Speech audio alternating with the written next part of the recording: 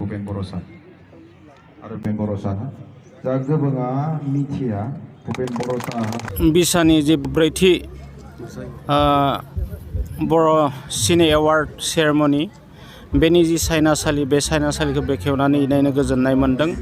मानो होनब्ला आंनि बियाबावनो दिनै गोबां नाजानायनि गेजेरजों बिसानि ब्रैथि जि एवार्ड बर' सिने एवार्ड सेरेमनि बे जानो थांगासिनो दं आरो बे आं गोजोननाय बावदों बे आफादनि आफादगिरि लेङाइ आफादगिरि गाहाय नेहाथारि आरो बिथांमोननि सोद्रोम मावथि बिथांमोन आरो बिथांमोननि नाजानायावनो दिनै बर' हारिनि जि हारिमु बे हारिमुवा मिरौ जिरौबाबो थांनानै दं। आं आसा फारिदों बिथांमोननि नाजानायावनो बर' हारिमुवा दिदोमै थांना थालांगोन। बर' हारिनि जि सासे हारिमु सिबियारि थायो बिथांमोना जाहाथे बे हारिमुखौ गेरेमसा हारिमु खालामनायनि थाखाय खामानि मावलाङो आं बेनि थाखाय बिथांमोनखौ गुरै खावलायगोन।